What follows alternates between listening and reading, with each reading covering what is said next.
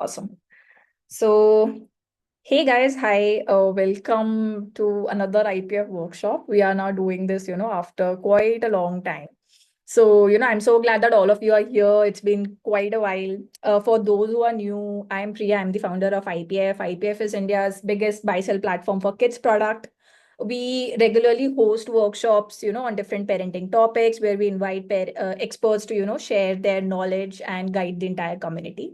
This session is around baby sleep, something every parent has struggled with, at some point, and we have Aditi Mohan leading this one. Aditi is not only, an IPF parent who has been part of the community, since I think last 1, 2 years, right? She has been a very, very early member. But she herself has gone through a lot of these sleep struggles. But she decided to take action, do a deep dive and get proper certification. And, she's a pediatric sleep consultant. Uh, and now she's developing her own practice, to help other parents and starting with us with this workshop. So we are really, really excited to have her, with us. Just two things, before we start up the workshop. So the format is for the next 45 minutes, Aditi will basically share all about, baby sleep, all the tips and everything. In between, we can take 1 or 2 questions, but questions will be only taken through the chat. So if you have any questions, please make sure that you are using the chat and, writing it over there. We will not be taking any live or audio questions. And the last 15 minutes will be complete Q&A. So we will basically go through all the questions in mentioned in the chat and, addressed each one of them. So this is the format.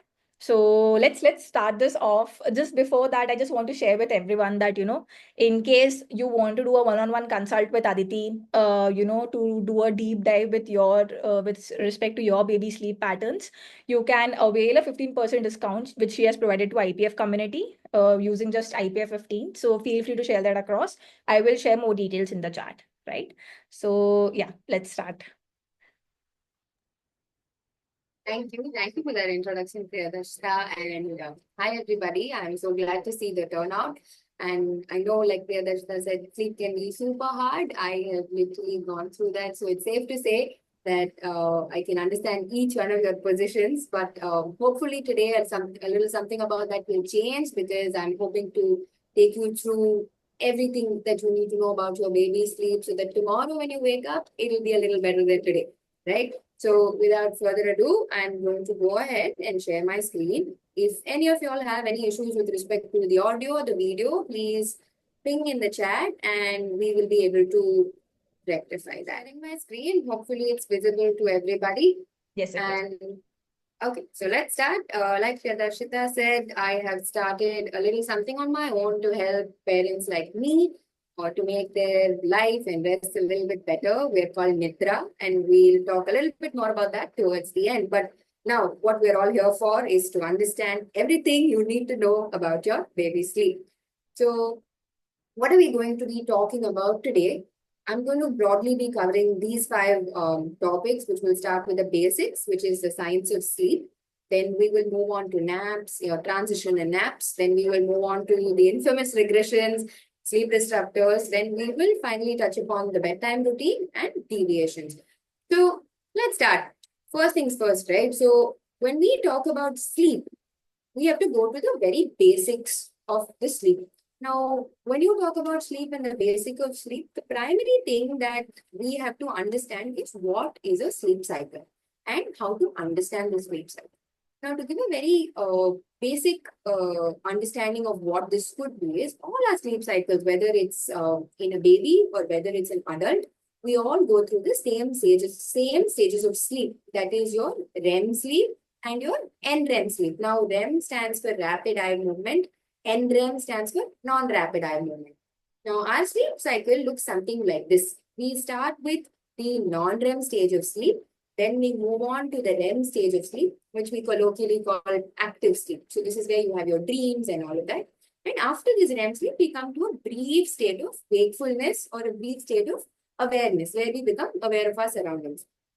Now, let's talk a little bit more about these stages, right? Because understanding this will help you understand why your baby sleeps a certain way.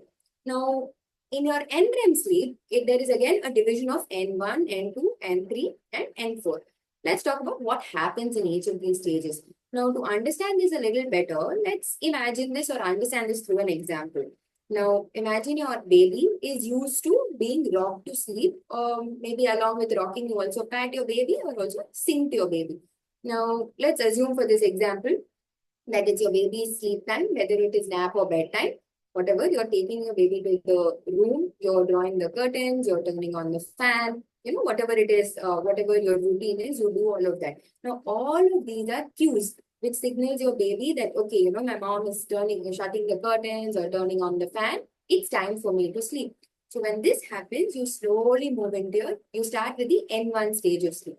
This stage is basically us signaling to the body that it is time to relax, that we are going to go into a mode of rest. So N1 stage of sleep is basically preparation of the body to relax and go into a state of rest or to allow onset of sleep. So that is what your N1 stage is.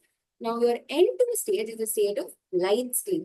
You know how everybody talks about how you should put your baby in bed when they're drowsy but awake? That is exactly what N2 stage is, where your baby is drowsy, which means the body has received signal that it is time to relax, it's time to sleep. So they're drowsy, but they're not asleep.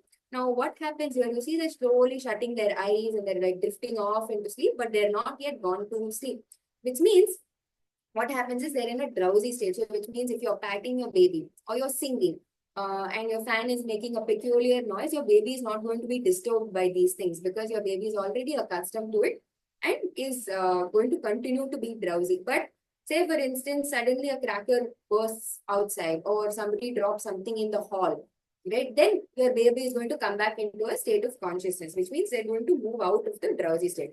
But essentially, when each of these disruptions don't occur, you have your baby, your baby is basically drowsy but awake during your N2 stage. Now, your N3 and N4 stages are stages of deep sleep. So what happens in this deep sleep is basically the body is completely gone into sleep. Your baby is asleep. The body is relaxing. Now at N3 and N4, all the reparation happens. All the development happens at this stage. They're in a complete state of deep sleep, which means they're not affected by the external environment. So now if somebody is screaming or music is playing, whatever happens, your baby is not going to wake up during N3 and N4, which means they've lost all consciousness or awareness of the surrounding. So these are your N1 to N4 stages. Now, right after your N4 happens, the baby moves to the next cycle, which is your REM cycle, which is also known as active sleep. Like how we discussed, your N1 signals the body that it is time for sleep. REM signals the body that it is time to wake up. So slowly what happens when you sleep, usually the body temperature goes down, your heart rate goes down. But then when you slowly move to your REM cycle, all of this comes back to normal levels again, which means your body temperature rises, your heartbeat rises. So it slowly starts signaling the brain that it's time to become conscious or it's time to become aware of your surroundings and it's time to wake up. So that's what happens in your REM stage. So right after REM stage, we all come to a state of brief wakefulness. Now, this sleep cycle, right, that we spoke about, which is your NREM and your REM, it's usually between 45 to 60 minutes in babies. So if your baby is waking up every 45 to 60 minutes or 50 minutes, then you know it's because they've completed one sleep cycle and they're having a little trouble starting the next one. Now, there are a lot of reasons as to why they would have, they could probably be having trouble starting the next one, but we'll get into that a little later. But essentially, a sleep, whether it is your daytime nap or a nighttime sleep, is made up of multiple sleep cycles, right? So often the problem area is because they've completed a sleep cycle and they don't know how to start a new one. Now it's similar in adults also, right? So except the only difference is the duration of a sleep cycle in an adult is anywhere between 90 to 120 minutes. It's also true that adults also wake up 4 or 5 times at night. It's just that we don't realize because we're able to go back to sleep on our own. So often this looks like, we'll wake up, we'll change our sides, fluff the pillow a little bit, drink water and go back to sleep. When you wake up, you don't even remember these things. But the point is that we all come to a state of brief wakefulness before we start our next cycle. So that is what happens with respect to your babies, and this is what your sleep cycle also looks like. Now, now that we've spoken about sleep cycles, let's talk a little bit about. Yeah. let's talk a little bit about a very important but neglected aspect of sleep, which is naps. Now, every time somebody says sleep, we automatically think of night sleep. We automatically think about sleeping through the night, but it's often associated with the night. None of us look at daytime sleep. But it is very important for us to understand that how your daytime sleep is, or what is the length or the quality of your naps, is literally what characterizes the nighttime sleep. You will often notice that babies that sleep well during the day or are well rested during the day generally tend to be better sleepers at night as well. Now, when we talk about naps, right, between the age of 0 to 3 months, they're almost baby-led because during this period, their biological clock is not yet set. So they take naps for however long they want and whenever they want. But anytime after the age of 3.5 months, sometimes even 4 months, the naps usually get consolidated into 3 naps a day. Some babies even do 4 naps a day. And these consolidated naps usually are the first nap is usually within 1 or 2 hours of waking up. And this is often considered to be an extension of the night sleep. So it is always closer to the wake time than later. So if you feel like even though your baby has slept, say, 10 or 11 hours at night, but the sleep was disturbed, or they were cranky, or they found it hard to settle, or there were multiple wake-ups, you will notice that the next day they will take the first nap a little earlier, simply because it's considered to be an extension of the nighttime sleep. The second nap usually happens around noon or early afternoon. The third nap happens late afternoon or early evening. And babies who are on a 4 nap schedule will do a nap a little later in the evening, but this almost always is a cat nap, which is maybe 30 to 40 minutes or less than 40 minutes. So nap consolidation happens, and that's when we see a lot of consistency. Now, what also happens is that we see some turbulence anywhere between 6 to 10 months of age and 12 to 18 months of age. And we often confuse this to, either be a regression or, teething or colic or so many things. But in most cases, it's only a nap transition that happens, right? Anywhere between 6 to 10 months of age, your baby basically drops from 3 to 2 naps. And this depends on the readiness of each baby, and it varies with each one. And between 12 to 18 months of age, they transition from 2 naps to 1 nap. Now, how do you know, or how do you spot that it is your baby, or if your baby is trying to tell you that they're ready to drop a nap and not confuse it with anything else? So there are 4 simple things, right? So as you can see, first thing is they will suddenly start waking up multiple times at night. Then you will see resistance towards the last nap. So if your baby is on a 3 nap schedule, then they will show resistance towards the third nap. And if they're on a 2 nap schedule, they'll show resistance towards the second nap. Third, if your baby has always been sleeping well and sleeps within, 15 to 20 minutes, but now is suddenly taking 45 minutes to 1 hour, then that could also be a sign. The third thing is, and the fourth thing is, some babies often refuse naps altogether. Now, if you see the common thread between all of these 4 signs, right? The common thread is that they have difficulty in sleeping, or they take longer to sleep, or they refuse to sleep altogether. The common reason for this is that most of their sleep requirements are met during the daytime itself, which means they're not tired enough, or they don't have sleep pressure to sleep at night. So even if they sleep at night, they keep waking up because their rest requirements are met, right? So one way to understand that your baby is ready to drop a nap is that if you see any of these signs, and what's most important is that these signs usually persist for 1 to 2 weeks. If they're ready to drop a nap, they will consistently have all of these signs. So if these signs are just there for 2 or 3 days and then they automatically settle, then it means that they're not ready to drop a nap. So one of the biggest things that you have to keep in mind is that these signs will be consistent. So until you transition them or help them transition to either 2 naps or 1 nap, these signs will continue to be there. So that is why naps play a super important role with respect to your nighttime sleep. Now, how do we ensure that your baby is getting enough rest either during the day or in a 24-hour period or at night? One best way to do is to ensure that you get your hands on a chart like this, which I'll be more than happy to share with all of you post this presentation. This will help you ensure that you follow age-appropriate wake windows. Now, what are wake windows? Wake windows are basically are the time frame where your baby can stay awake without getting tired. right? So this wake window differs with each age group. So as you can see, between where the first 3 months, it's less than 1 hour, 1.5 hours, and as they grow, their ability to stay awake for longer or their ability to stay awake also increases with age. So when you have a metric like this, you will ensure not only that your baby is not overtired, you will also have an idea about what their nap duration should look like, or how many naps do they have to do, how many hours of sleep do they require at night, and all of those things. So this will give you a good guidance on what your baby's sleep is like, or where the alterations have to be made. But having said that, it's also important to remember that every baby is different, and this is only a chart that gives you an idea, and all babies might not exactly follow under the time or the duration given in this chart. So in addition to this chart, it's also important to take cues from your baby and understand what your baby's requirements are, and that will give you a better idea with respect to sleep, whether it's daytime sleep or it is nighttime sleep, right? So that's what it is with respect to naps.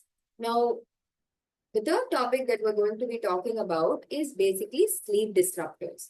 Now, what are sleep disruptors? Sleep disruptors are multiple factors, whether it is your, external noise, whether it is a sleep environment, or whether it is a condition of the baby, whatever it is. Basically, these are external factors or internal factors that have the ability to affect sleep. So in an age group, or from babies from, I think, babies from 0 to 24 months of age, or sometimes even up to the age of 3 years, are affected by these sleep disruptors, right? So at different points in time, there are different sleep disruptors that affect them. But let's start with the most infamous sleep disruptor, which I'm sure you have all been through at least once, which are regressions. Now, regressions is a huge part of your baby's life, right? Whether it is, whether it is coming at 4 months, or whether it's at 8 months, or whether it's at 10 months, regression is something that we all experience at least once. Unless you're lucky, then you don't experience it at all. But a regression can also be a very testing time, because that's when all the routine goes out of the window, your consistency goes out of the window, your well sleeping baby suddenly forgets all their good sleep habits, and you often don't know what to do. But what will help is understanding what a regression is, and why this regression is caused, or what are the reasons for it. So regressions are nothing but certain setbacks in sleep, or certain setbacks in sleep habits, because your baby is going through a developmental or a cognitive milestone. Now, what are these developmental or cognitive milestones? These are certain milestones that your baby reaches at certain points in time. Imagine this. It's like your baby learning a huge skill, right? So when you are trying to learn a big skill, your brain tries to focus only on that skill, and everything else takes a backseat. Now, that is what happens during a regression. It usually takes the baby anywhere between 6 to 8 weeks, or 4 to 6 weeks, to learn and master this skill. So up until your baby is completely comfortable with the skill that they're learning, or the milestone that they're reaching, there will be setbacks to take.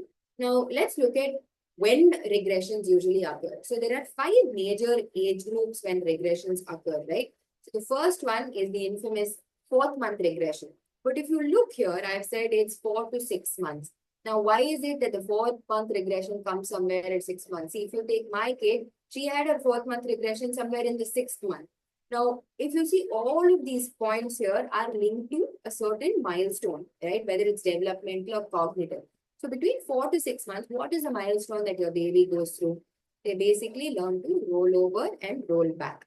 Now, since each baby is different, right? Some babies start rolling over, or attempt to roll over somewhere between 4 months or 5 months, and some babies even at 6. So once when they start trying to develop this milestone, or start trying to achieve this milestone, is when you will see that regressions usually, is when you will see that regressions occur, right? So these have got to do with your milestones that they're trying to achieve. So between 4 to 6 months of age is when they're trying to roll over, or they're trying to roll back. Now, between 8 to 10 months of age, the milestone that they're trying to reach is they learn to crawl. Now, this is a very labor-intensive process because so far until 8 months of age or 7 months of age, your baby is usually on their back or they have just learned to sit up. Now, going on all of their limbs, getting all of their body weight, and learning to crawl takes a lot of time and effort for them. And this usually affects sleep the most because now not only are they going to move, but they're also going to have to decide where to move. So it is a combination of not just a physical, development, but also cognitive development of being able to decide where they want to go, right? So somewhere between 8 to 10 months, your baby is learning to sit up, your baby is learning to crawl, and they're also deciding where to go or, how to reach a particular point. Now, that's what happens between 8 to 10 months of age. Then moving on to 12 to 14 months of age. Now, what happens at 12 to 14 months of age? At 12 to 14 months of age, as we all know, our babies are either pulling up to stand, some babies even take their first steps. Now, this 12 to 14 months of age is a little tricky because it's a combination of both a physical and a cognitive milestone. The physical milestone is them learning to either walk or pulling up to stand. And the cognitive milestone is when you will start seeing the beginning of speech development. So your baby will start babbling a lot more at this age, right? So this also causes regressions. That's what happens between 12 to 14 months of age. So what happens at 18 months of age? Considering that we've covered rolling over, we've covered standing, sitting, crawling. What is it? And walking, what is it that could happen at 18 months? Simple, right? So they learn to do everything together. Now they're not only walking, they're running, they're climbing, and their speech development also happens at this point. Now you will see your baby that was babbling at around 12 to 14 months can now almost say 30 to 40 words, right? They can communicate what they want. So this is again very similar to your 12 to 14 months, but this is at a higher level. So now you see the kid that was just walking is now climbing on the sofa, is climbing on the table. So they're using all their effort to lift their body weight, right? But another thing also that we have to keep in mind is that it's usually the first skill that takes the longest for the baby to learn, which is why the 4th month regression is almost always very long compared to all the other regressions.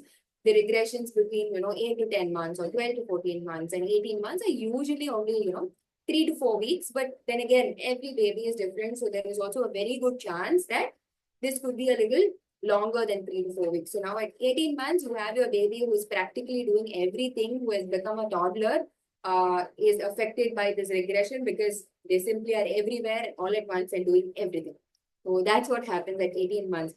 Now, just when you think that they've learned everything, there are very few people that go through a 24-month regression. Now, what happens at 24 months? There are two things that happen, right? One is that you will see your baby is a toddler the minute they're 1.5 years old, but they have become a full-blown toddler when they're at 24 months, right? So they have their own personality. There is a shape, they have their own personality. They're shaping their own opinions. So that's what happens at 24 months. And a very important cognitive milestone they hit at 24 months is countable. Now, what is countable? You will see that your baby that was a very calm, sweet, nice baby who's always listening to you is suddenly throwing tantrums, out of the blue, right at the 2-month mark, or as we all call terrible twos. Now, that is because of the development of a very, very important cognitive milestone called countable. Now, this is basically where the baby learns that they have choice. They can choose what they want to do and they can say yes or no to whatever it is that we're offering to them. Now, through this entire age of 24 to 36 months, they learn not only that they can say no, but they also learn that they can tell your parent or propose what it is that they want to do and ensure they get it, provided they push hard enough. So that is a huge cognitive development which happens at 24 months of age. And when this happens, when your baby is basically learning that they can argue, their sleep tends to get affected. Now, having said all of this, there is also some, discussion about is regression a real thing? Is it a myth? Do all babies experience it? Why is it that my baby is going through a regression and then, my neighbor's baby is perfectly fine? Now, let's think about it this way, right? Now, since we spoke about how regressions are all connected to your cognitive or developmental milestones, it is not possible that just your baby is going through it and another baby is not.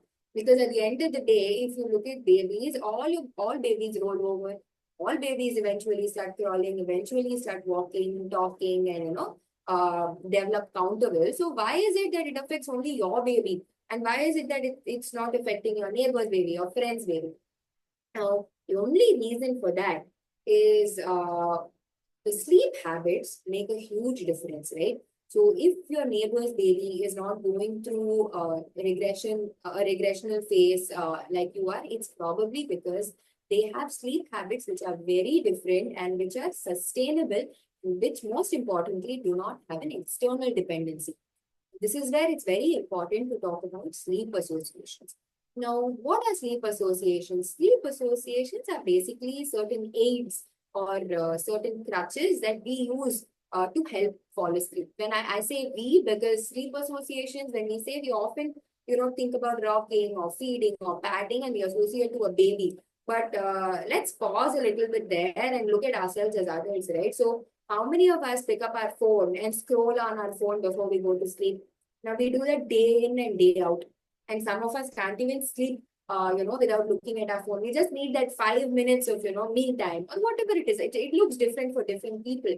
But what we need to understand is that we all have some association that we have with respect to sleep. So similarly, babies also have an association. And these are certain prerequisites that we need to go to sleep. Now, this is what is the difference between, your baby that is going through a regression and your neighbor's kid that is probably not. Now, that is because the neighbor's kid or any other kid that doesn't supposedly experience a regression does not have any sleep association, or at least let me put it this way, that does not have a sleep association has to come from an external source. Like, for example, your neighbor's kid probably sleeps with white noise, or your neighbor's kid probably sleeps listening to nature sounds, or they sleep holding their favorite toy, their favorite blanket or something. So if you notice, none of this require the parent or the caregiver to come and give them the blanket, or to turn on and off the white noise. Those are things that consistently stay with them through the night. So even if they come to brief periods of wakefulness, they see that they have their requirement. And then, just a second. Okay. They see that they have this with them, and then they happily go back to sleep. I'm so sorry. I'm going to have to pause for a second because I think I have to charge my laptop. Sorry. Sure, no worries. Meanwhile, please share your questions in the chat. Right, I can see 2, 3 questions, but if you have any type of question, just mention it in the chat, and we'll take a few in some time, and later, after 11:45, 11:50. Yeah. Yeah. Thank you for that. So yeah, like you said, if you have any interesting, because I'm sure we all have questions with respect to regressions or anecdotes to share or whatever it is, because I know I do. It's in fact what got me into studying pediatric sleep, because I had a terrible time. But yeah, anyway, coming back to this, right? So the only point of difference is probably because your neighbor's baby or any baby that doesn't go through a regression does not have an external sleep association.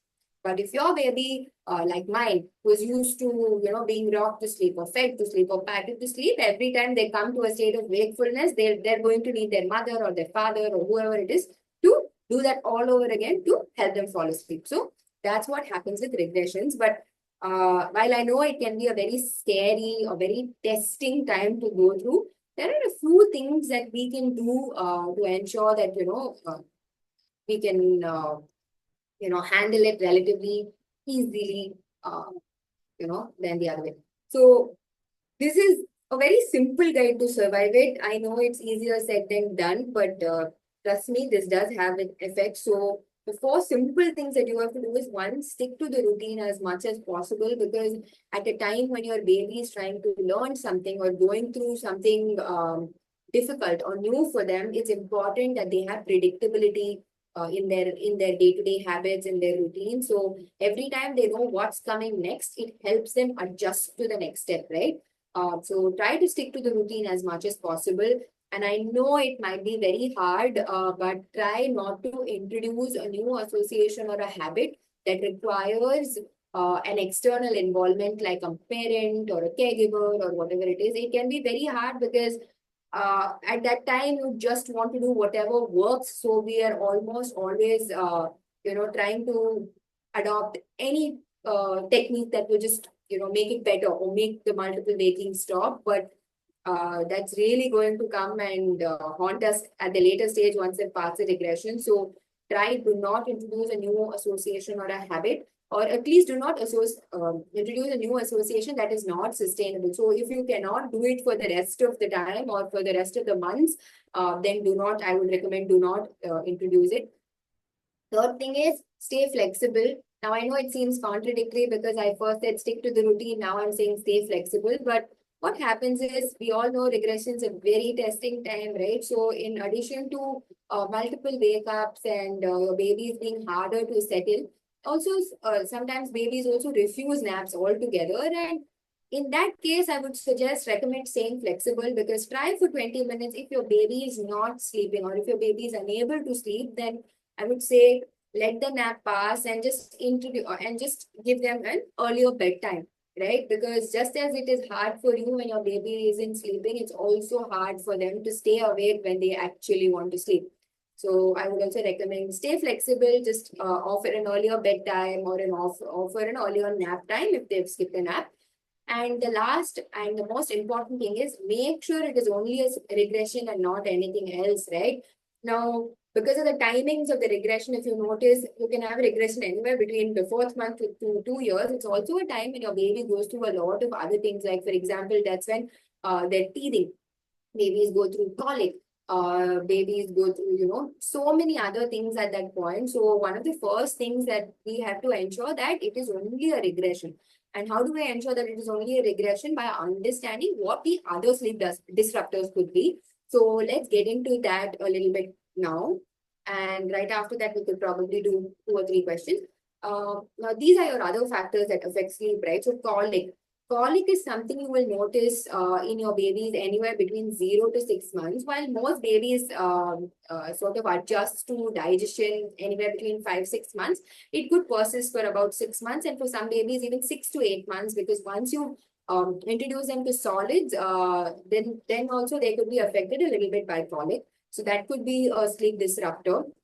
Another thing is teething. So anywhere between I think 7 months to 12 months, we'll see your baby will be ready to sprout their first teeth, and the first teeth is always the hardest, and that could cause a lot of discomfort. It could cause a lot of pain. And at this time, you'll see that your baby, wakes up multiple times at night or is being extremely clingy.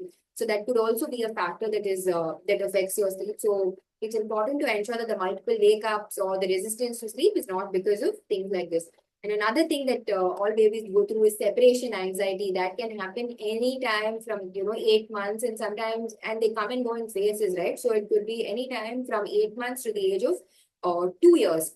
And the other thing is sleep associations, which we already covered. So if your baby is in the habit of either being rocked to sleep or fed to sleep, there is a very good chance that they keep waking up after each cycle is completed, needing the same thing to go back to sleep. So a lot of wake ups or disturbed sleep could also be because of sleep associations. But the only thing you will have to note is that sleep associations will not lead to your baby resisting a nap or refusing a nap altogether. So it's important to look at all the other factors together. Next thing is significant changes. So if you have a baby and you're expecting another one, and suddenly you have a little one in the house, or if your baby has moved preschools, or if you've moved cities or countries, these are significant changes that could also affect sleep, because your baby is in a new environment, the routine is new, the place is new, right? So all of these things could also affect their sleep. And sickness. So this, as we all know, when your baby is sick, or just like adults, when we're sick, we also have trouble falling asleep and staying asleep. That could also be a reason. And finally, hunger. If your baby's calorific requirements are not adequately met during the day, then there is a very good chance that they will keep waking up to eat at night. However, this is restricted by age, right? So hunger is something that you can verify with your pediatrician. based on how much you're feeding your baby or at what frequency. So this is something your pediatrician will be able to help you with. So I think with respect to factors affecting sleep and sleep disruptors, this is all there is. But like Priyadarshita said, we could quickly do one or two questions before we move on to the last two topics.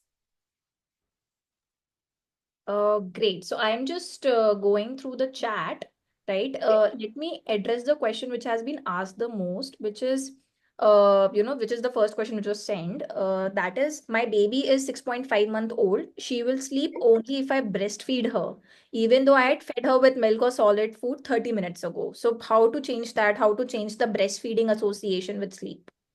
Okay, this is a great question and a very common question. So the first thing to understand is babies don't feed only because of hunger, right? Now imagine this, your baby has been in your womb for 9 months. They've come out to a completely new place. The only person that they know is you, right? So breastfeeding is associated a lot to do with comfort as well. So to answer your question, if even though you have fed your baby and maybe your baby is full, she continues to feed to go to sleep because one, she wants that comfort. She wants her mother to be next to her, which is a very normal thing. How to change that, right? So there are very small, simple things that you can do to change that, and you don't have to stop breastfeeding your baby. You can continue to happily breastfeed your baby, but also get some relief. Is one, understand why she feels the need to breastfeed.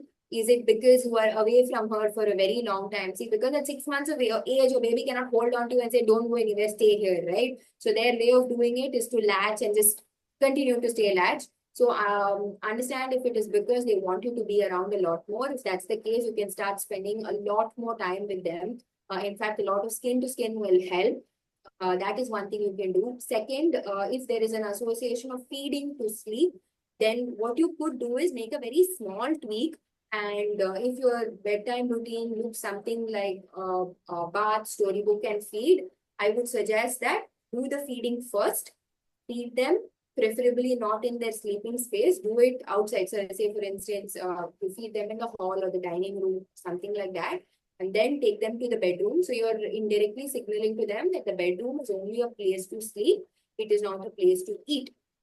So moving up the feeding to the beginning of the routine than to the end of the routine will also help you see a huge difference if it's an association that you are trying to break. So yeah, that's one way. Yeah, so I think we can go to the next question. Yeah. So the next question. Nidra, sorry to interrupt. Yeah. Follow-up question on the same question. So my baby latches to her mom continuously all through the night with her neck turning towards the left or right. I'm so worried, how should I keep her head straight? If I separate from mom, she starts crying a lot. So how old is your baby? Has she 10 achieved, days. can she hold? She's only 10 days. Yeah. And how your wife feeds her lying down or? Yeah, by lying down. Because all through the night, she wants to latch to her mom. I understand that. So again, I would recommend that you check this with your pediatrician because it's very important to start feeding your baby in the lying down position only when they can hold their head up straight. So Yeah. I would recommend you check this with your pediatrician. I will not be able to advise on whether it is safe for the neck or not. So that is something your pediatrician will be able to do. But with respect to latching through the night, that could be because of two possible reasons. Since your baby is only 10 days old, first thing is for comfort because it's only been 10 days since they've come to this world, and the only thing that they know is their mother's smell. So they want their mother to be around for long enough. So one thing you can do is if you're putting your baby in a crib or a bed, just put around them your baby, your mom, the baby's mother's dress or a dupatta or a pant or whatever it is, something that smells like her, because at 10 days of age, their vision is not like our vision. It's very blurry. They can see very minimal things. So their senses are heightened. The sense of smell is heightened, and they associate the smell of the mother to the mother being around. So you could try that. That is one thing. And another reason why your baby could be latching on through the night. It could also be a phase of cluster feeding. Now, cluster feeding is when your baby prolonged attaches or latches onto the mother for a prolonged period of time. This is a very biologically normal thing. This by in itself will stop after a few days. If it doesn't stop after a few days, it's not cluster feeding. Cluster feeding is basically the baby signaling to the mother, or a very biological way for us to communicate, or the baby to communicate to the body, mother's body, to produce more milk.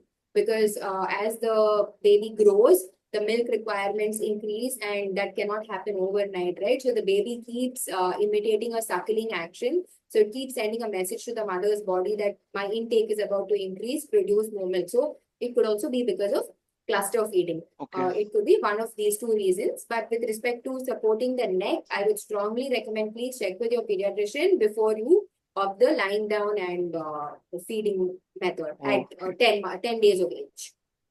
Sure, Nidra. Thanks so much for your, Thank you. yeah. Yeah. So guys, just with the interest of time, right? It's already 11:43. I can see that there are a lot of questions. So, Aditi, can we just finish the presentation first, right? And then go Yes. through all the questions in one go at the end? Yeah, done. We could do that. We have the last two topics to touch upon. So let's go ahead and finish those. Okay, I'm again sharing my screen. So if everybody can see it. Yeah, it's visible. Okay, great. So now that we've spoken about sleep disruptors and regressions, how to overcome them, let's talk about that one thing that we are all often told: a solid bedtime routine, consistent bedtime routine is what is going to change the game for you. And if it's ever gotten you wondering that I have a bedtime routine, but my baby still doesn't sleep well, it's happened to me. But there is a very small technicality that you have to understand with respect to a solid bedtime routine, right? So it is understanding who is the bedtime routine for. So when we devise a routine, we take the very simple route. What we do is we do, a bath, we do a book, and we feed, and we expect our baby to drift off into the night.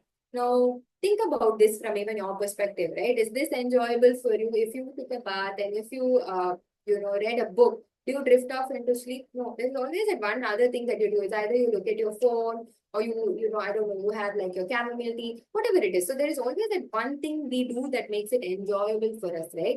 So that is the technicality here.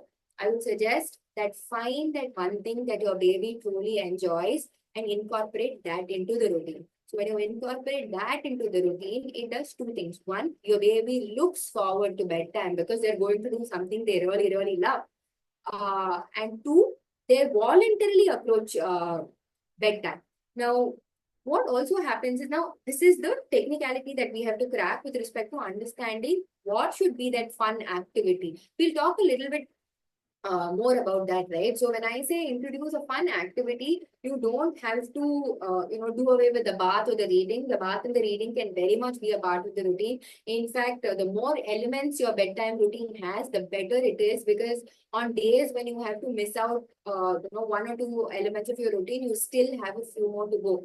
Now, why this is important to have at least 2-3 elements, a minimum of 2-3 elements in your routine, is because these elements signal to your baby that it is time to sleep. So say, for instance, you have a bath, it is one signal, one cue that, okay, it's time for me to sleep. If you read the book, that cue becomes stronger. Now the baby knows that, okay, now I've been bathed, I'm being read to, which means next is definitely sleep. Now, if you have 2-3 other things, even if one or two are not present, the baby still has enough cues to understand that it is time to sleep. And in addition to that, a lot of these external cues also help on a bodily level to kind of tell the body that it is time to relax, right? So I would suggest it incorporate a fun activity or a hobby that they really enjoy into the routine that will help them, that will make them look forward to the routine rather than run away from it. If your baby is younger than 18 months, they're probably not going to run away. But the minute they learn to run, they're definitely going to run away from bedtime or the bedroom. Or, it's also a time when like literally every other room in the house looks more fun than their crib or the bedroom, right? So let's make the bedroom a fun place for them and keep it consistent because like I already said, when you give them predictability, when the baby knows what's coming next, it helps the body to adjust. and move them from a state of awareness to a state of rest. It also helps with signaling the body.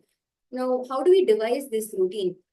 It's simple. We all know our baby is the best. We all have that gut feeling about our baby. So trust that.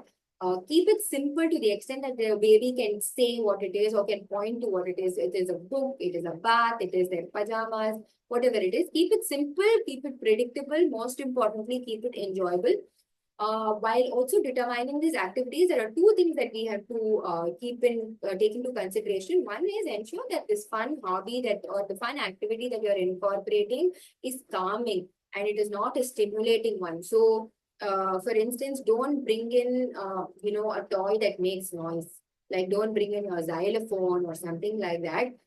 Try something a little different. Maybe try sock puppets. Something that is stimulating, something that non-stimulating, something that is calming. And second is ensure it's dynamic. Now, what do you mean? What do I mean when I say dynamic?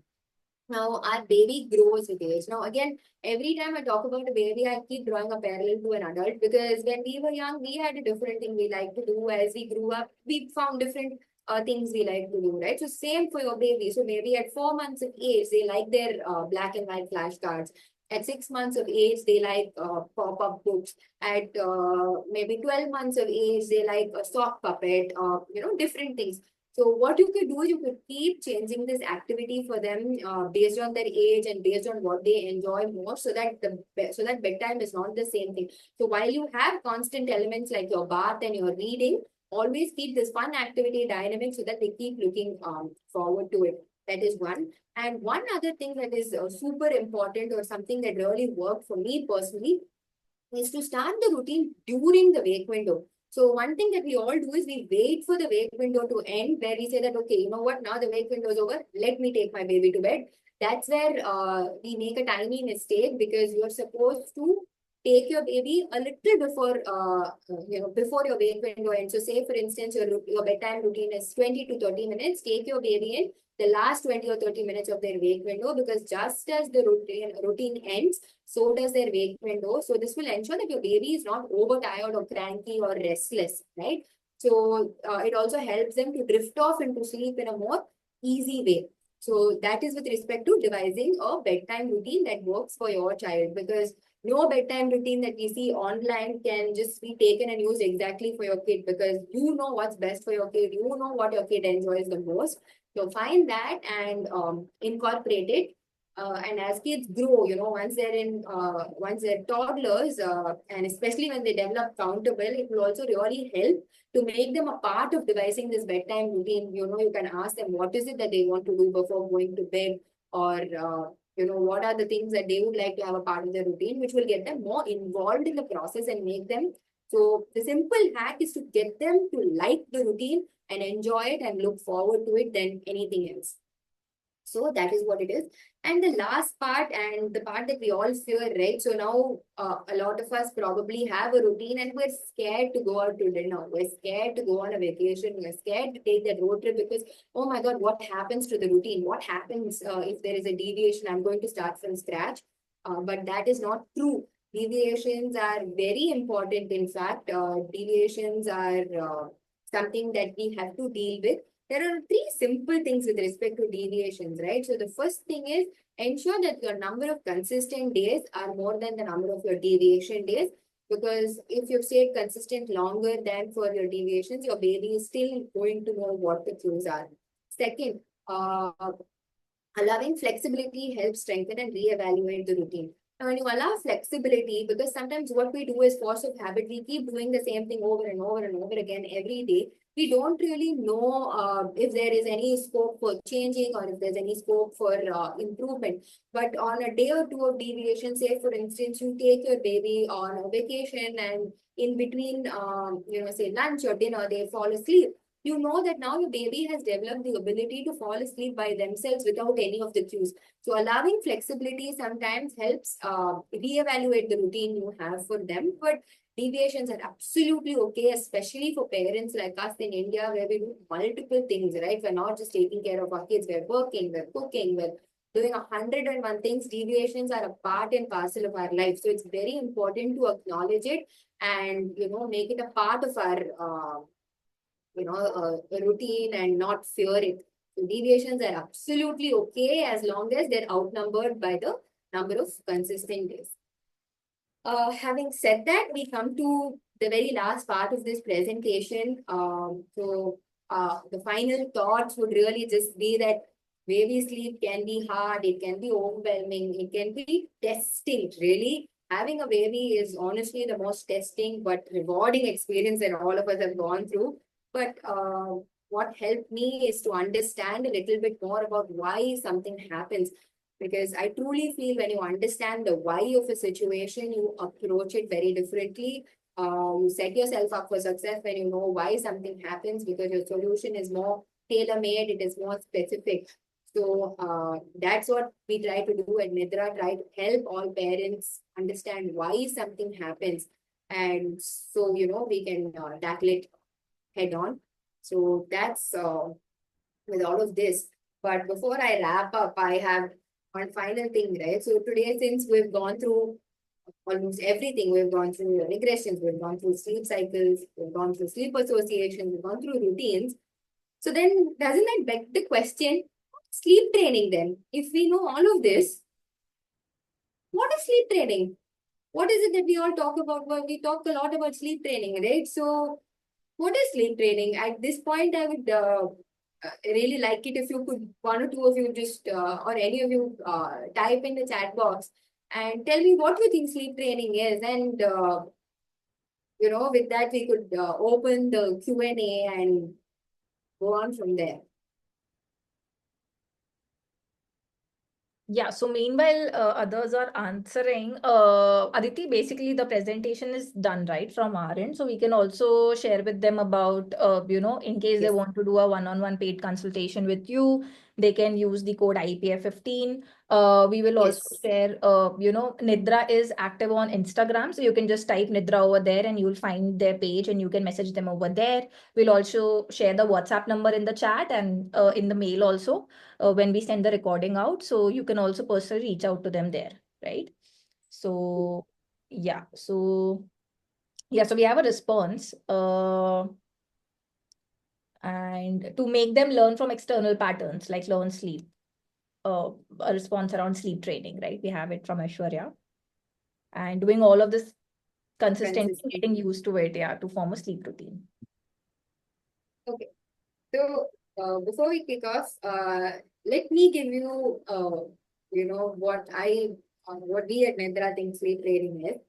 Sleep training is a very, very personal thing.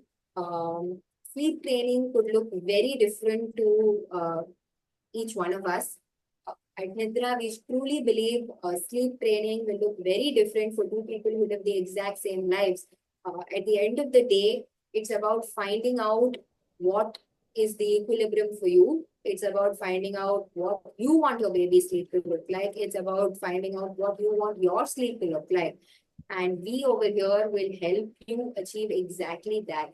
Because we truly believe that when in this day of information, we have a lot of people saying that, you shouldn't feed your baby to sleep, or you shouldn't, rock your baby to sleep.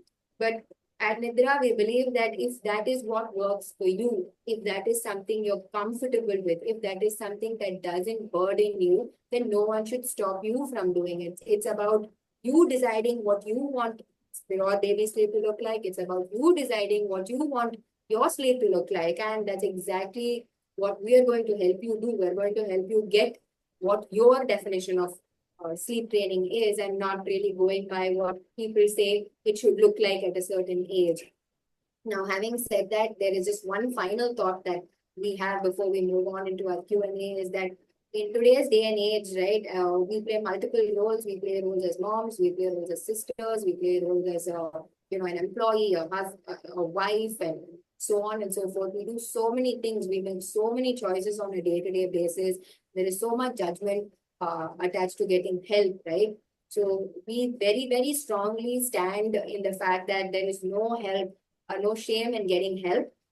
In fact, getting help makes you stronger. There's nothing wrong in making your life a little easier for you, because it's already as hard as it can get with all the roles that you play. And Nidra always stands for being a judgment-free zone, a helping hand, and somebody who will walk with you through the entire process and help build that routine or life that you want for yourself, for your family, and your baby. So yeah, with that, I think we can just have one last thing to share. Like Priyadarshita said, you could always ping us on our Instagram page, or you can also, I will also share with you my contact. Yeah, so again, I think this is one thing I just skipped through. These are a bunch of services that support that we offer to you because each one of us is different. Whether you're a mom that wants help, whether you're a dad, whether you're the grandmom, whether you're a nanny, or whether you just want some guidance, whether you want us to do it all beginning to end, we're here for anything that you decide you want, and we're going to help you through it. So, as Priyadarshita already mentioned, we're happy to give you a flat 15% off on all our services. But also feel free to get in touch with all questions you have, any questions you have, and any help. I'm just going to put this out here. I will also share this with you all later on. But now, to the most awaited part, I'm happy to answer all your questions. Great. So, cool. Thank you so much. So I'm just going through the questions, right? And you can let me know if you've already answered it before so that, we kind of don't repeat it. So the next question was from Devanshi, which is my baby prefers contact sleeping and breastfeeding to put him to sleep. He gets up as soon as I put him to bed. How to change it? So any other caregiver can help with the same. So is it Yeah, same with the okay. last one? Yeah. It is, so there are, see, the thing is, there are a lot of overlaps with a lot of things with respect to baby sleep. So one of the first things I would have to ask or tell Devanshi here is that it's got to do a lot with the age of the child and the habit of the child. So first thing is, if your baby had always been in a practice of contact napping, then it becomes very common that your baby becomes unable to sleep without that contact because your baby's association is being close to you. So your baby immediately realizes when you either put him on the bed or on a crib or whatever that is. And second, because contact is a very personal thing, it's not just that your baby is sleeping with the mother, the baby sleeps with your smell, he sleeps with your touch, so many other elements which they cannot get from a different caregiver, which is why it takes a very long time for them to transition from one caregiver to another. But having said that, there is nothing that cannot be undone. It's it's a process, and it depends on what is the route you want to take. But to answer this question very simply, it's about trying to break this association that your baby wants to sleep just with you, and offering a substitute association or a substitute caregiver so that it gives you the comfort you want without compromising on the comfort your baby also wants. But yeah, it is that. That is one part of it if they're in the habit. The second part of it is a lot of if your baby has not been contact napping from the beginning of time, it could be because they're going through separation anxiety or they're going through say teething. These are the two reasons where your baby tends to be extremely clingy with the mother or their primary caregiver because they need additional comfort and additional support at this point of time. So if it is something new, then I would recommend you see how long it lasts. And if it persists even after a couple of weeks, then it is probably an association and not because of separation anxiety or any other reason. Got it. Got it. Thank you. The next question is from Sharwari around, she has shared the nap times of her baby, and she is asking, whether we can slowly transition to one single nap. So if you can just go through this question and let me know if this is a question which should be personally addressed, then I'll request Sharwari to, DM these details to you because the question seems super personalized. Yeah, I think that would be better. So the thing is, with respect to naps and anyone having questions with respect to nap transitions, like I said, there are different things that we will have to observe, starting with the daytime naps and their general routine. How is it that they sleep, and ensure rule out all the other factors. So and when each baby transitions is very very specific to each baby. So I don't think this will have a generic answer. So I think it would be best if you could DM me, and I would be more than happy to answer this privately. Yeah. Aditi, maybe meanwhile, you can just keep your screen share on with the last Yeah, slide, right? So that parents can continue to, just reach out to you on WhatsApp or the yes, channel. I could do that. Sure. I'm doing that right now. Yeah. Yeah. Next question is that my baby gets up in midnight and needs to be fed, which takes some time. How to overcome and how to set a routine? Is this like a repeat question? Have you already answered? Yeah, so again, I will just briefly address this, right? So, like we already talked about, there could be multiple reasons as to why your baby wakes up and wants to be fed. So, it's important to understand the why of why they're waking up. So, once we figure that out, then we could help either set a routine to get over it, or if it's an association, we can help break the association. So, the ultimate answer is to understand the root cause of the wake up so that we can address the wake up. Got it. Got it. Thank you. Next question is how to transition a co-sleeping baby to get used to a cradle or cot. Like, any thoughts around that? Yeah. So this again would require a lot of details, like such as what is the habit, age of the baby, are you still breastfeeding the baby, and all of that. But to give a very generic answer, it is simple to transition your baby from co-sleeping to sleeping in a cradle or a cot, but you have to be prepared to allocate some time of your life, which is probably 2 to 3 weeks. Also depends on the baby's temperament and routine. But with a stage by stage, a step-by-step process, you can easily transition them. Again, co-sleeping is an association they form because you're so used to sleep. Like adults, right? We sleep on a particular side of the bed. I don't know how many of us do that, but I have a side of the bed. I have my pillow that I sleep with. So I'm sure we all have that. So just like that, your baby is also used to sleeping with you. But slowly, what you have to do is disassociate your baby from sleeping with you. So a few steps would be to first, attaching the crib to the bed, if it's not already like that, so that your baby, you don't directly go from the bed to the crib, which is afar. So you do a very step-by-step process where you attach the crib to the bed first, try like that for a few days, because your baby then knows you're still accessible even though you're not next to them, and gradually move the crib to wherever it is that your desired location is. So yeah, there are methods to do it, but the underlying fact is again to disassociate the sleeping with you or in your bed with you. Got it. Thank you. Next question is by Mansi, which is her baby is 3.5 months old and doesn't sleep for more than 2 hours at a stretch at night, and during daytime his naps are of 2 hours too. Sometimes he sleeps through the next nap continuously while feeding. So she has two questions. I wake my baby from his nap time. Like, should she wake her baby? And what should be the ideal routine around nighttime routine around baby sleep? And what time should the baby awake? So this is a great question, right? So one of the first things we'll have to understand with respect to this is, has your baby already consolidated all his or her naps into 3 or 4 naps a day? If the baby's naps are not yet consolidated, if the naps are still baby-led, then in that case, I would suggest wait until your baby consolidates all their naps, because their biological clock or the circadian rhythm has not developed yet. And once that develops, you'll see consolidation in naps. So if your baby's naps have been consolidated into 3 or 4 naps a day, then earlier in the slide, I had shared with you a chart which tells you how long the daytime sleep should be and how long the nighttime sleep should be. Again, take this with a pinch of salt. Every baby is different. Plus or minus an hour or a few minutes is okay. It does not have to be exactly as per what's in the table. So see if the wake windows are okay, see if the naps are okay, and then you can tweak it accordingly. So if you feel that his daytime naps are longer or are beyond the requirement, then and that in turn is affecting his nighttime sleep, then I will answer your first question. It is okay to wake your baby from a nap at a certain time, but there is a very specific way to do it, and this is where the sleep cycle helps, right?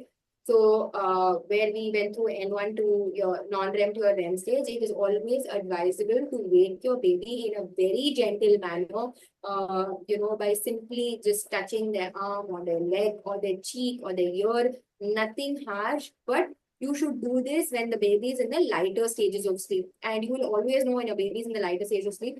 Around 3 or 3.5 months, or even up to the age of 4 months, you will see your baby smiling a lot in their sleep, or doing different actions in their sleep, like moving their hands or legs. So you know that they're not in deep sleep, they're in their light stages of sleep. So you can wake them up if you catch them in their stage of sleep using very gentle methods. So that is okay. And that is subject to if they get way more than required daytime sleep to the point that it is disturbing their nighttime sleep. Second, what should be the ideal nighttime routine as what time the baby should sleep and what time the baby should wake. Again, I'm going to point you to the chart. If you figure out how long they're sleeping in the day and how long they're sleeping at night, you will realize what the bedtime exactly should be. And the ideal routine I would suggest is do a basic bath, do a basic, instead of books, you can do flashcards. If you're feeding the baby, I would recommend in order to prevent any kind of association forming, do it in the beginning of the routine. And another thing that will also really help for babies, specifically in the age of 3.5 to 4 months, or any baby who hasn't consolidated their naps yet, is to give them external cues because their biological clock is not developed yet, is anytime after 5 or anytime after 6:50, 6:30 in the evening when the natural light is off, put all the lights at home also on dim as far as possible, because you have to externally cue to them that it is night time because their body has not developed to understand that yet. Help by providing external cues to them by keeping the noise level low. I know it's very hard when we live in like joint families, so even if it's not possible for the whole house, maybe in their room alone, keep the lights dim, the noise low. That would also help them with respect to forming and picking up on the routine really fast. If you want something a little more specific and a little more tailor-made to your baby, then I would recommend you to again DM me for this. Yeah. Yeah. Next question is by Harshini around any sample routine chart. Yeah. So I can share with, if any of you want a sample routine, then what I would request you to do is just DM me just tell me sample routine or something along with the age of your baby, and I will be able to share with you a sample routine for that particular age. Yeah, so I can do that as well. Sure. Just DM her on Insta, please. With the age, don't forget the age. Yeah. Cool. Next question is by Janni, which is my 16-month-old baby was in a 1 month schedule for more than a month, but from the past few days, she is going back to 2 nap schedule and it delays her bedtime. Like how to handle this?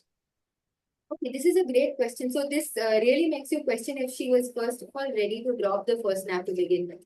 The second nap to begin with. So I would again recommend go back to the basics and evaluate the routine when she dropped the nap.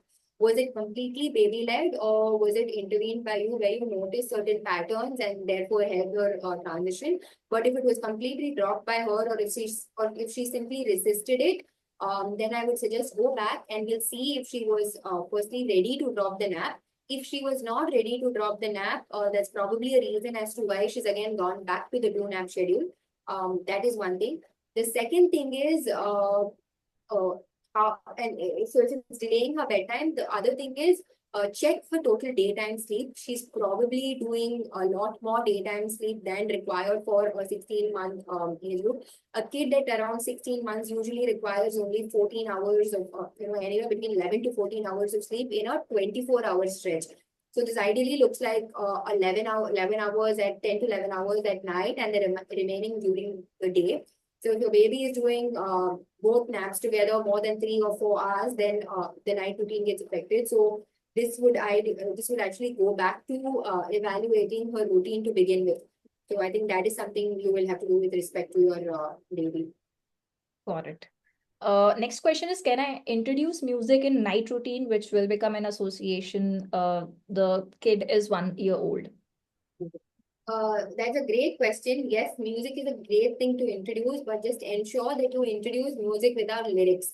Because what happens is your son is going to soon start talking, your son is going to soon start repeating a lot of words he hears. So when you introduce music with lyrics, by the time they're 16 or 18 months, they're going to start singing along and they'll get carried away in that and they don't sleep. So you can introduce, some light instrumental music. You can introduce nature songs or any song that you like. Just introduce an instrumental version of it. And if your baby sleeps with you, ensure that you like the song too, because if it becomes an association, you are going to have to sleep with it through the night. So ensure that it is enjoyable to everybody. But yeah, that otherwise there's really no issues in introducing music. Please go ahead and do it. Great. Yeah, next question is newborn habits. So the parent is due in few weeks. She is asking what habits can we inculcate from day one? Should we use a crib from day one? And when is the right time to introduce it? Okay, so honestly, with respect to the first 3 months of age, right, I would recommend take it as it comes. Nothing is hard set in the first 3 months. A lot of things are led by the baby, and it's very important that these things are led by the baby. The first, 12 weeks is also known as the fourth trimester. As we have 3 trimesters of pregnancy, the next 12 weeks are also, next 3 months are also equally crucial for both the baby and the mother. So I would suggest take it as it comes because you're going to have to feed a lot at night. So if you introduce a crib, then I would probably say that look at the feasibility of the crib. If you're going to have to get down and pick up the child every time to feed, it might be a disturbance, or it might be physically taxing for somebody who is just given birth. So I would advise to look into those factors, but otherwise there are no habits to inculcate the first 3 months. The first 3 months is entirely for you to look after yourself and look after your baby, or bringing your baby into a world where they know nothing but just you. So keeping them close to you, giving a lot of skin on skin, all of that will really help a lot because at the age of 4 or 4.5 months, when you're introducing a habit, they're more likely to embrace it more happily because they have built a really good connection with you. They're very happy, secure, and all of that. So I would suggest go with the flow, do what feels right to you, do what makes you happy, what makes you comfortable, what makes the baby happy and the baby comfortable. So that's the only advice for your fourth trimester or the next 3 months. Got it. Got it. Thank you. Yeah, the next question is the parent's house is very near to the road where there's a lot of noise. So how can we ensure that the baby sleeps well despite the noise, right, at the night?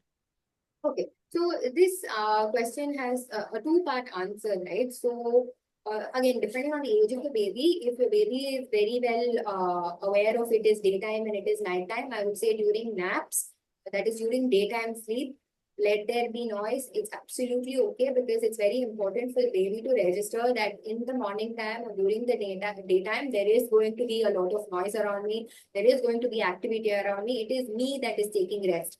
But at night, ensure that it's best to curtail noise at night because the cue that you're trying to give the baby is that everybody sleeps at night. The environment is very different at night. So at night, I would recommend not having noise. But during daytime, it's okay to have noise. It's only a matter of practice. Your baby, once they're in a state of deep sleep and they get accustomed to this noise, it's not going to affect them in the long run. So it will probably take them a few weeks to understand that this noise is going to be there during my daytime naps and it will not bother them after a few weeks. So it's okay.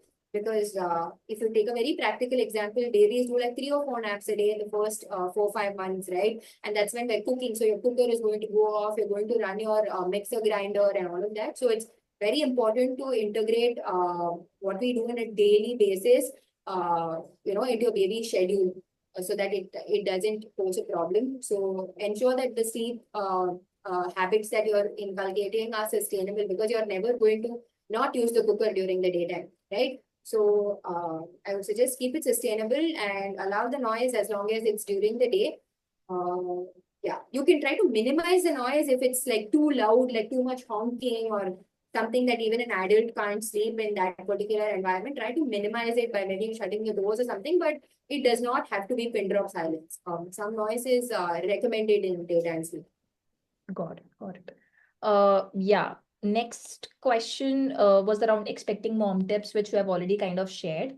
Another one is sometimes even after feeding for enough time in a day, my baby doesn't sleep. Like I think the baby is 9 months old. So any thoughts around this, or is this like a repeat question? Yeah. No, this is actually a great question because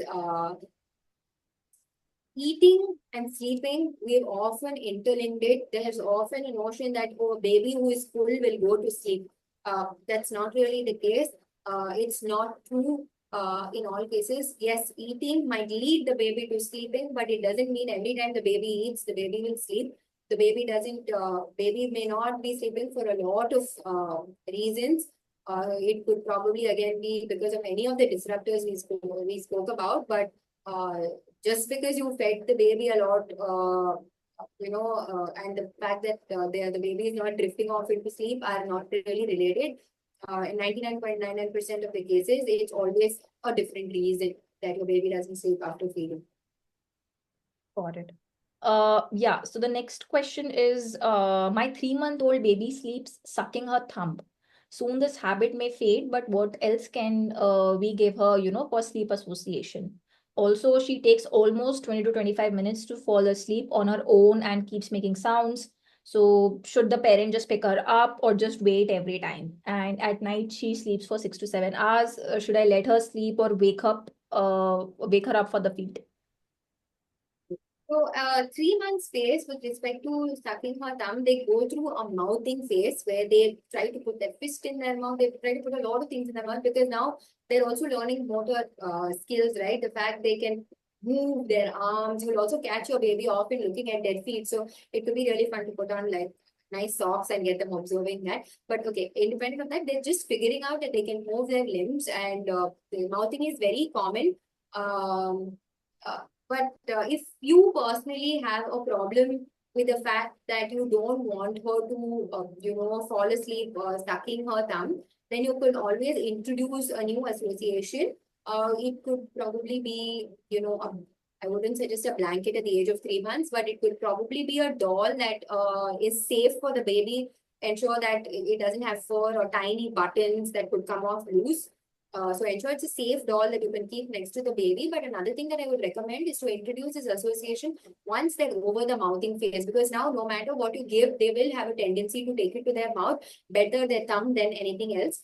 So I would suggest wait that out. Second, it's also a really great sign that your baby falls asleep independently within 20 to 25 minutes and keeps making sounds. It's very common. They're called sleep sounds. Unless the noises that they make are cries or cries for help, which you as a mom will definitely know. It's absolutely okay to leave her be as long as she's happy, as long as she's safe and she's not in any kind of distress or discomfort. She can be left right that way. So it's a great thing. And also just to tell you, these sleep sounds continue. My baby is now 19 months and she still makes sounds in her sleep. So it's absolutely normal. It's like adults, right? We also sometimes say something in our sleep. So it's absolutely normal. There's nothing to worry about. And with respect to sleeping 6 to 7 hours a night, should I let her sleep or wake up for the feed? Again, anything to do with feeding your baby, I would strongly recommend you to get it checked with your pediatrician, because your pediatrician will be better able to help you with respect to their nutritional requirements, because it differs on a case-to-case basis. Sometimes they would recommend you to feed every 3 hours or 2 hours, or I think based on the weight of the baby and general development, they may also suggest it's okay for them to sleep for 5-6 hours. So I would recommend the feeding part for you to check with your pediatrician. Got it.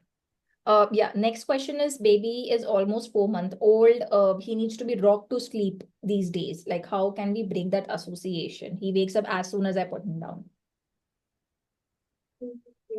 Okay. So, yes, at almost 4 months of age, while an association may have been formed, you do have an advantage, because whatever they do in the first 3 months of age, like I said, the fourth trimester, is not something that sets in them very strongly, because it literally takes them 3 months to learn thermal regulation, to learn the difference between day and night. Their sight is developing, their senses are developing. So it's basically the basics that are getting attention in their body, and things like habits or associations are very weak, no matter what the association is. So you can very easily wean them off a sleep association at this age. What you could do is I could give you a step-by-step guide again, personally, but for everybody's benefit, if your baby is just about 4 months old and the N.A.P.S have been consolidated and you start seeing predictability, one thing you could do is, if he's in the habit of being rocked, you cannot stop it cold turkey. What I would suggest is rock him until he's a little drowsy but awake, like we discussed, up until the end two part, and then slowly put him on the bed. And while you're rocking, introduce something else to him. Like, for instance, maybe play white noise in the background, or play some music in the background, or, tap him, or, just gently pat him, or whatever it is. And then when he's drowsy, I would suggest put him on the bed or the crib and continue with the introduced association, which is the music or the package. So that now your baby not has one association but two, and in the absence of one, he will continue to sleep because the other is present. So that is one way to do it, but I would suggest do it in stages. Don't stop the rocking cold turkey, because it's also a place of comfort for him. So ensure that he gets comfortable with the other association before you completely stop this one. Okay. Yeah. Next question is, baby's 3.5-month-old needs to be fed very often at night and sometime latch continue and sleep. Is this like a repeat question? Yeah, this is a little bit of a repeat, because babies at different points of time cluster feed, which is essentially signals they send to increase milk supply. So that could be a reason for latching. Again, this is something you can check with your pediatrician. Again, if you feel that this is an association, then like I said, you could move the feeding to the beginning of the routine rather than the end of the routine. Got it. Yeah. Next question is, how do we introduce a soft toy and after what age? If you have any thoughts around that. Yeah. So see, a soft toy is best. You can introduce. Okay, let me put it this way. It will depend on what you're introducing, independent of the age. It is very, like I said, it's essential we ensure that whatever you're introducing is safe to the baby. So if it's a soft toy, it's better there is no fur, because if your baby is like between 6 months to 7 months of age, they are going to be able to pick it up and put it in their mouth. So ensure it's not heavy. Ensure it's not furry. Ensure it doesn't have those tiny buttons or eyes or something, or anything that could be a choking hazard for them. That is one. You can introduce a soft toy, and after what age, like I said, it is okay at any age. Preferably when you're starting the routine for a baby at around 4.5 months is when you can introduce a lovey. That's a good time to start. Having said that, the best way to start is to by first incorporating that toy into your baby's life. For instance, let the baby, the toy can be there during all of the playtime during the day, and continuously stay with your baby through the day. And then you can slowly start associating the toy to the night, where you say that this is a toy that you sleep with, or this toy is your best friend, or whatever that is. But the best way to introduce it is to make it a part of their life first, and not just prop it up at night time. Got it. I think similarly, can flashcards be an activity before sleep? Yeah, flashcards. So depending on the age of your baby, it is okay. I think anywhere between 4 5 months up to 5 months of age, you can use flashcards. It can be a great activity, but anytime after 5 months, I would recommend you to shift to picture books, because there is a lot that they can see, and their vision also develops. So it takes about, I think, around 6 to 6.5 months of age. And by the time 7 months of age, they can see as clearly as we do. So at that time, flashcards might not, the high contrast might not be required. You can shift to storybooks, but up until, 5 6 months, 4.5 5 months, you can use flashcards. Got it. The next question is, should babies get 10 to 12 night sleep as shown in the chart? And what happens if they don't get enough sleep? This is a great question, right? So even as adults, we're supposed to get 8 hours of sleep a night. How many of us get 8 hours of sleep? Okay. So it's okay, like I said, take it with a pinch of salt. Even though they get 10 to 12 hours of sleep, the point that you should take into consideration is that they don't have to get 10 to 12 hours of uninterrupted sleep. Even if they sleep 10 hours or 12 hours with some wake-ups, it's absolutely normal, because babies do need support to go to sleep. Babies do have associations sometimes, or they may wake up due to a discomfort. So even though they may need 10 to 12 hours a night, please don't misunderstand this to be uninterrupted sleep. It's very common for them to wake up for whatever the requirement is. And second, what happens if they don't get enough sleep? Again, this is something you have to take on a day-to-day basis, because mostly kids, biologically, what happens is if they feel that the sleep was not restful for them, they will tend to take an earlier nap in the day the minute they wake up, and they will tend to also do a longer nap. So one thing I would recommend for you to ensure that your baby is getting enough sleep is, instead of looking at the sleep requirements in isolation, instead of looking at the nighttime nap time sleep and the nighttime sleep, I would request you to look at the sleep requirement in a 24 hour window. and see that they meet that, and that also plus or minus an hour is absolutely okay, because babies have a way of self-correcting their naps, because if they're underslept, they tend to make it up in the next nap that they take. But if you feel that your baby is consistently getting lesser sleep than required, then in that case, we might have to address this differently and see what is the reason as to why they're consistently sleeping less. Got it, got it. Next question is, any recommendation on books to read around this, if you have any, which you can share quickly? Yeah, so I think the Bible for all pediatric sleep consultants or anybody else that wants to know anything about sleep basically is this book called Sleeping Like a Baby. It's been written by Himani Dalmia and Neha Bhatt. That basically touches upon all of these topics that we covered. So that would be a great start. And yeah, I think that would be a great start, and that essentially could be the guidebook for the entire time from 0 to 3 years for your baby's sleep. So that would be really helpful. Got it, got it. Yeah, next question is, how to ensure parents get enough sleep with the baby?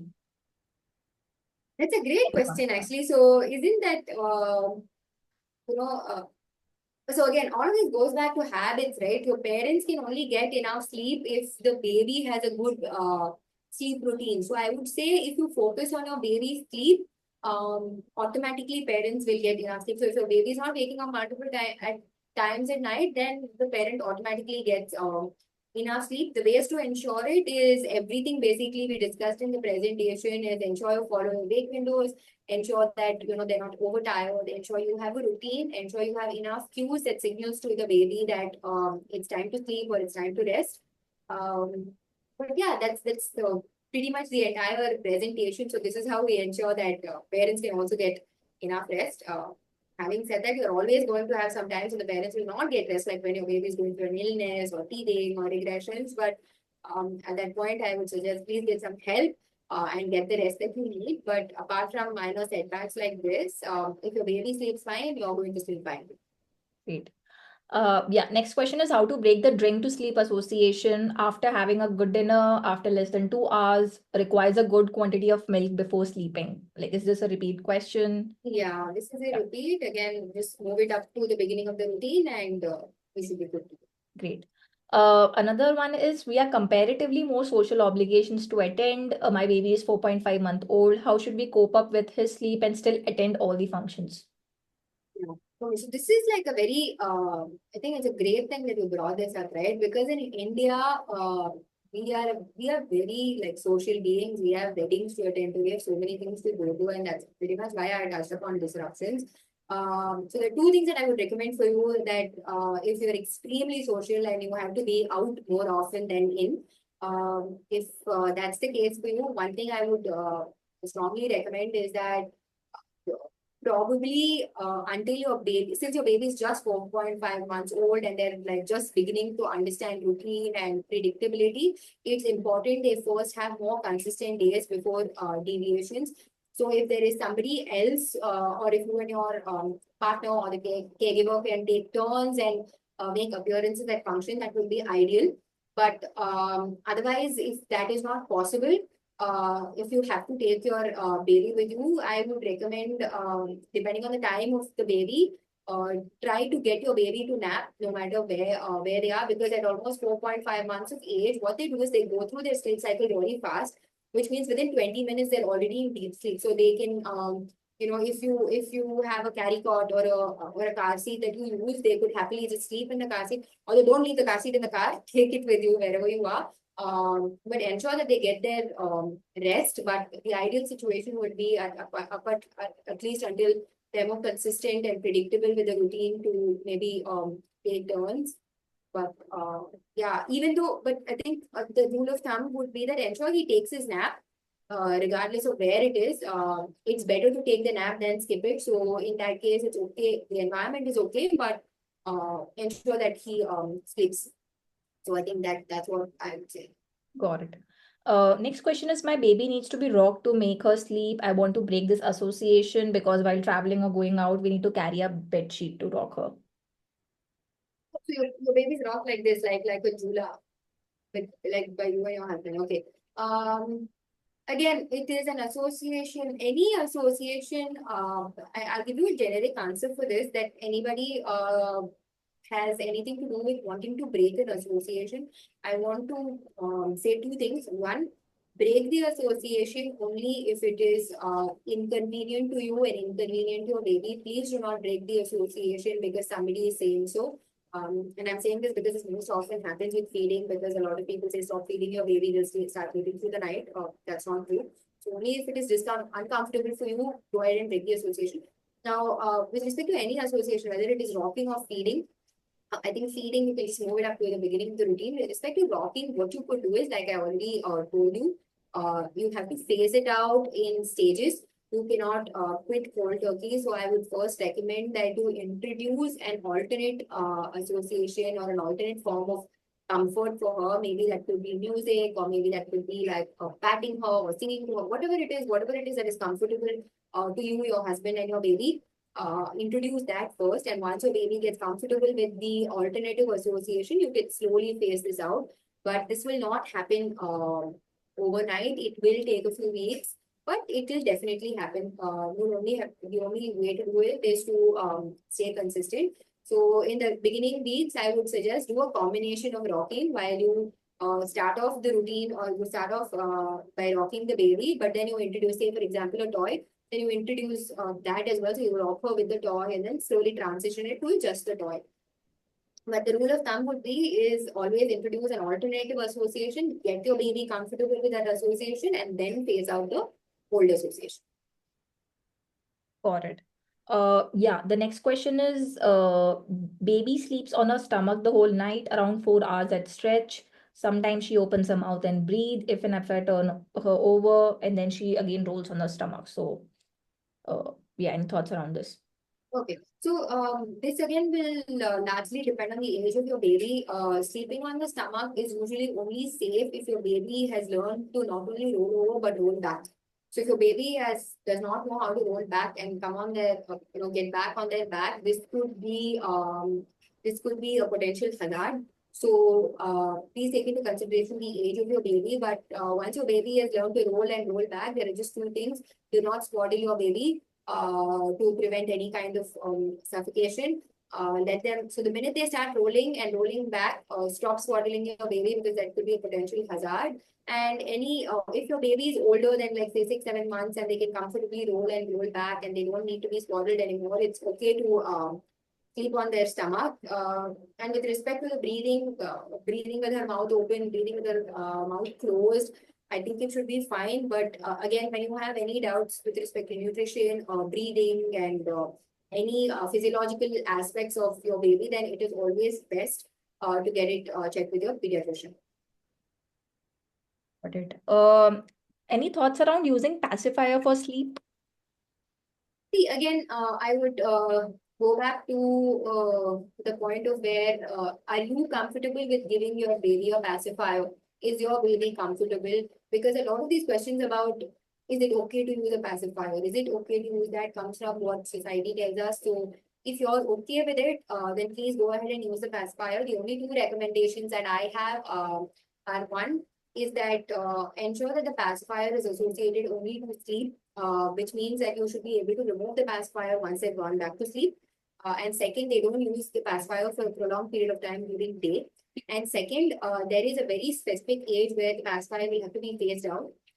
Anytime before the age of 14 months, it's better to phase it out, because what happens is there are some studies that do say that it could impair language or speech development, because of the position your mouth is, which is also why I recommended that you should be able to remove the pacifier after they've gone to sleep, which ensures that their mouth is not in a suckling position for a prolonged period of the night. Yeah, so those are my two recommendations. It's absolutely okay to use a pacifier if you want it, as long as you ensure that it's only for sleep and it is phased out at the right time. Got it. Next question is, what kind of books will you suggest we can read for a 7-month-old baby? Like, if you have any suggestions. Yeah, so for 7-month-old babies, I will probably send you a DM, or I could just send on this group a little after what are the kind of books. But honestly, it can just be any books you choose. Just ensure that they're colorful and they have a lot of pictures. Because at this time, babies don't really want to listen to stories or listen to words. All they want to do is look at really big, colorful pictures of things which are mostly familiar to them. So at 7 months, they're probably familiar with like an apple or a banana, things that they eat because they've just started solid. So that will also be something that's relatable to them is what I would recommend. So just maybe an ABC book with just huge pictures, colorful pictures would really help at this age. Noted. Next question is it necessary to always provide an alternative association to sleep for a 14-month-old? I would recommend you do that because all of us have a point of comfort when it comes to sleep, right? It's always nice to have that one thing that makes us comfortable because the alternative, I would say, take a step back and try to imagine this from your baby's position. Everything everything that helps your baby sleep, like say for instance, it's being rocked to sleep, is taken away from the baby. It always helps when you have something else to rely on, right? And in the absence of that, what happens is it's not that it is necessary, but it's harder for your baby to, adapt to the change because now what is going to happen is they're going to have to deal with not having their comfort. While if you introduce an alternate substitute, they are only going to have to accept a new form of comfort. And accepting something new or something comfortable is easier than having to let go of something. And it's also easier to let go of something when they have an alternate comfort. So it's basically you giving them that cushion. But just to do a yes or no question to you, no, it's not absolutely necessary, but it might take a little longer than usual if you want to try just weaning off the association without an alternative. So now we are at the last question, which is, does a sleep sack help a 4-month-old sleep better? So, I don't think a sleep sack has much to do with sleep. Again, before you put what things like a sleep sack or swaddles do is that they mimic the baby's position in the womb. So they're, very, they're cuddled up and nice and comfortable in the womb, which is why we recommend you swaddle babies right after they're born just to mimic that space so that it's easier for them. Again, this is an association we're continuing from the womb outside to help remind them that, if you're in this way, it's easier for you to sleep. So yes, a sleep sack or a swaddle does help some babies, but having said that, some babies, to some babies, it does not make a difference. So it honestly depends on your baby. So if you feel your baby sleeps better in a sleep sack, please continue to do so. But like you rightly said, it's better to use a sleep sack once they've started to roll over or attempting to roll over because it avoids the hazard of suffocation. Noted. Yeah, I think that's basically all the question. Thank you so much for staying till the end. We will share this recording in the next 2 to 3 hours on our YouTube channel, and we'll share the link across along with Nidra's Insta and phone number so that if you have one-on-one questions, you can directly reach out to her.